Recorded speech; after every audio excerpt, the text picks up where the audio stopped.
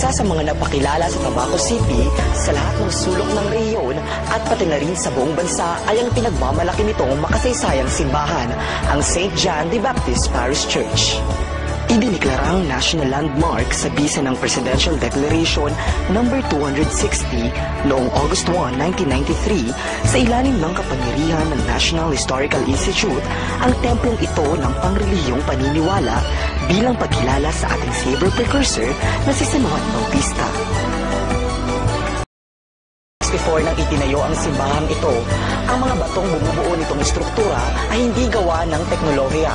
Sa halip, ito ay binuo ng mga malalikhain at determinadong kamay ng mga sinaunang tao dito sa Tabaco. Ining simbahan na ini, kaso mas kasisay nang paabot ng mga parish priests, dahil nangad iyang figure. Gusto ninda na mapreserve talaga sa antique nagad aso primerong anong simbahan.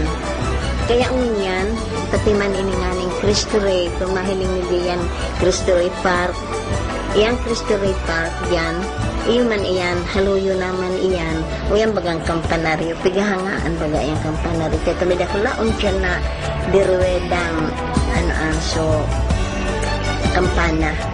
Ipapatalibusan na ito. Dalawang klase dyan sa mga kampana.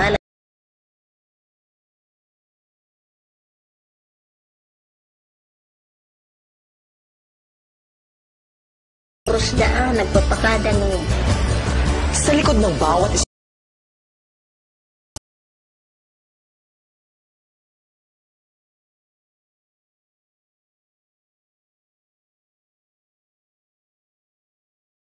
Noel Tonga Jr. at ito ang The Countryside Stories.